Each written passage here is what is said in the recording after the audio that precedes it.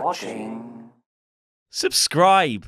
Hello, you're watching ScreenStalker. I'm SoCal Val, and today, just for a bit of fun, I'm going to sashay you through Disney's best live-action remakes. Oh, we'll discuss the not-so-great ones too. I'm feeling especially sassy today, so mediocre Mickey Mouse movies? Oh, I'm coming for you. Press the thumbs up, give us a subscribe, and answer our question of the day in the comments down below. What Disney cartoon should they make a live-action version of next? Okay, first off, let's start off on a high note with 1996's masterpiece that is 101 Dalmatians. Now, this was the film that set the groundwork for the current era of live-action Disney remakes. And I don't throw the word masterpiece around for nothing. This film has absolutely everything. Puppies, fashion, comedy gold from accomplished actors like Jeff Daniels, Hugh Laurie, and a badass boss lady Cruella de Vil, played by Glenn Close, who rocks the most insanely stylish wardrobe in Disney history. I loved this film. I mean, seriously, can we just pause for a minute to appreciate how good it is? I mean, even though it got a few rough reviews. Come on, I'm barking mad for it. It's spot on. 101 spots to be exact. See what I did there? Disney then opted for a sequel to 101 Dalmatians, titling it 102 Dalmatians. Clever.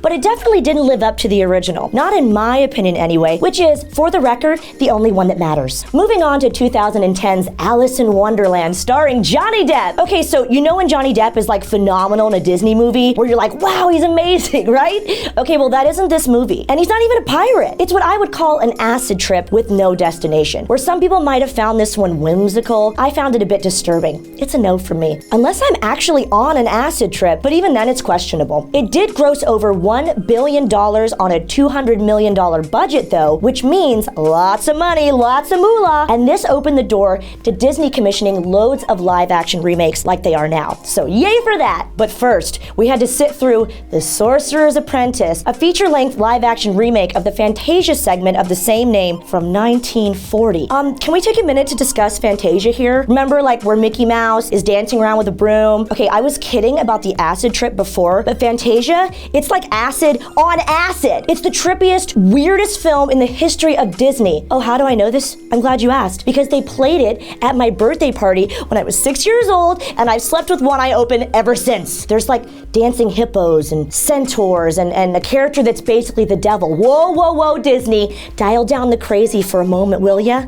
Stop the rage. I want to get off. Back to the live-action remake. In 2010, The Sorcerer's Apprentice came out with Nicolas Cage as the sorcerer. I know you're thinking, what the hell is weirdo Nicolas Cage doing in a Disney movie? And why does he always look surprised? Even he's surprised he's in this movie because it makes no sense. In fact, it's confusing. What were we talking about? Anyway, moving on to 2014, we have Maleficent. Now we're talking. Well, this wasn't a strict remake of a pre-existing Disney movie. It took its inspiration from Sleeping Beauty. It just took the perspective of the villain and added a bit of sex appeal by having Angelina Jolie as a half-goat dominatrix in the starring role. Sexy, right? She completely enchanted us with this gorgeously evil portrayal of one of Disney's most iconic villains. The film grossed over $758 million, deservedly so, as this film solidified the need for more live-action remakes with big-name stars. Angelina was brilliantly wicked, and like, I know other stuff happened in the movie as well, but it's hard to remember because like, her cheekbones and her lips. Angelina. Sorry. Making so much money on that film confirmed to Disney that 2010's Alice in Wonderland was not a Tim Burton one-off, meaning they went live-action remake commission crazy, and y'all, we're still reaping the benefits. Now, moving on to 2015, Disney made our fairy tale dreams come true with the release of Cinderella. Now, I'll be honest, personally, I didn't hear any good reviews from any of my friends who saw it, which is why I got new friends. This film was stellar. Cate Blanchett is the stylish stepmother you never knew you needed in your life. She's also a Machiavellian, manipulative, controlling succubus of epic proportions, but her wardrobe makes you forget all of that. As with quite literally every single film Cate is in, she steals the show with a very powerful performance. And now the story of Cinderella is so widely known that there aren't any surprises here, and the film is, sure, a little saccharinely sweet, but what's not to like? You guys, it's a movie centered around the importance of shoes. And for all those feminists out there who claim that Disney princesses need to be rescued, oh no, not today, honey. Not our Cindy. She bravely leaves an abusive home life, gets her groove back by putting on a sexy dress, and then she attends a party where she totally slays the dance floor, and then she bags a hot guy in the process who then becomes totally obsessed with her. Now that's feminism, folks.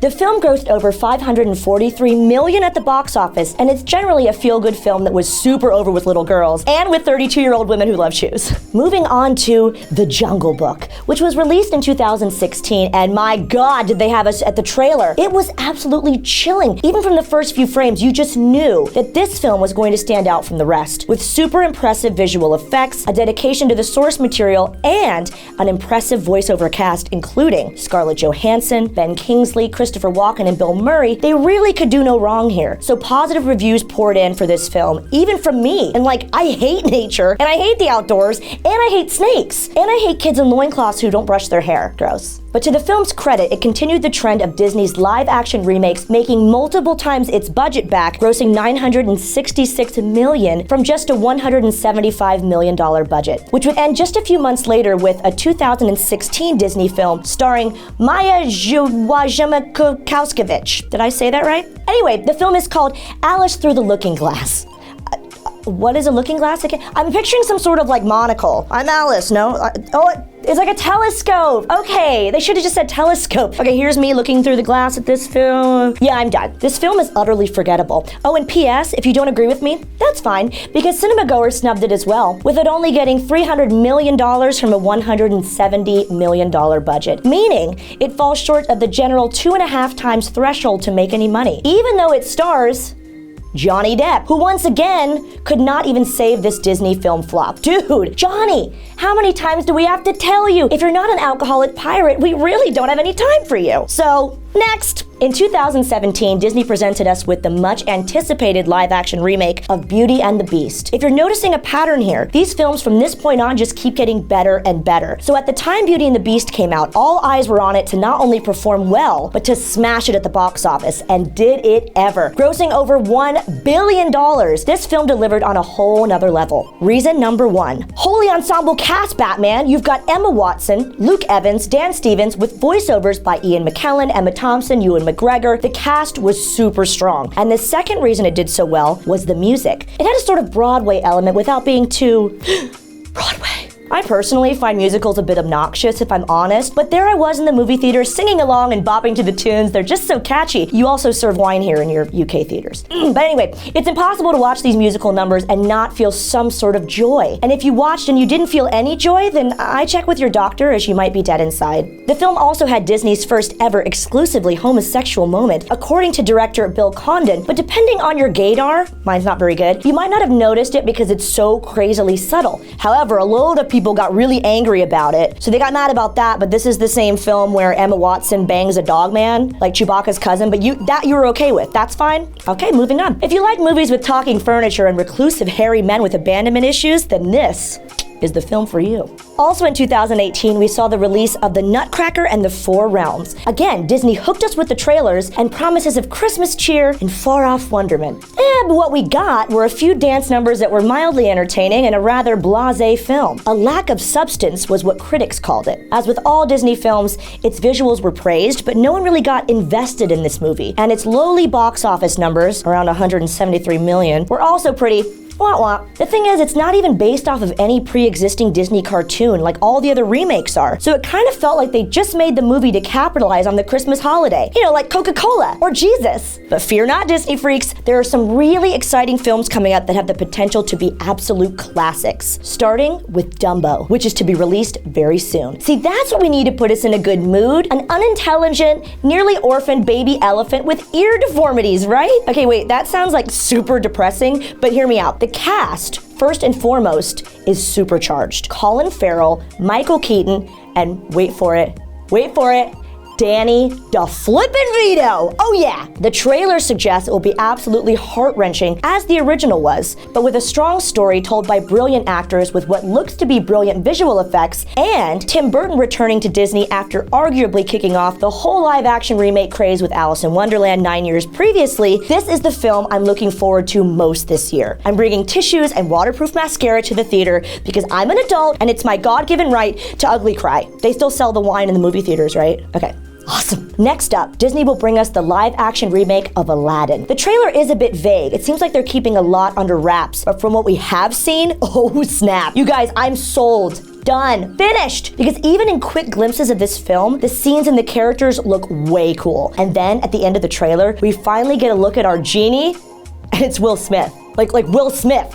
Okay? Will Smith! And before you start freaking out like the rest of the internet, let me make one thing clear, okay? No one will ever replace or even come close to replacing the performance of the late, great Robin Williams as the genie in the original Aladdin. Okay, now we're done with that, right? We can move on. Let's focus on what Will Smith will bring to the role in his signature style. I mean, call me an optimist, but I honestly think that he's perfect for this role. There's other people in the film, I guess, as well, but you guys, it's Will Smith, okay? Will Smith! He saved us from aliens, remember? He's from West Philadelphia, born and raised. Who wants to hear my Will Smith joke? No. Okay, how do you find Will Smith buried in the snow? You look for the Fresh Prince. No? Did you get the, you did get the joke. Okay, moving on. So our grand finale comes down to what may be the most talked about live action remake from Disney that's blowing everyone's minds. It's The Lion King, and it's coming to your screens this summer. And to quote one of the film stars, I don't think you're ready for this jelly, because Queen Bee, Beyonce, is a part of this cast and people are freaking out. The trailer is more like a tease really, but that's really all we need. After the huge success of the cartoon version of The Lion King, which then went on to become the highest grossing show of all time on Broadway, we can rest assured that this film will not only be a must-see, but it might be a Disney classic. Check out the latest video game news by clicking the video on the right and press the thumbs up button to share this video, and most importantly, give us a subscribe to never miss an episode. For ScreenStalker, I'm SoCal Val.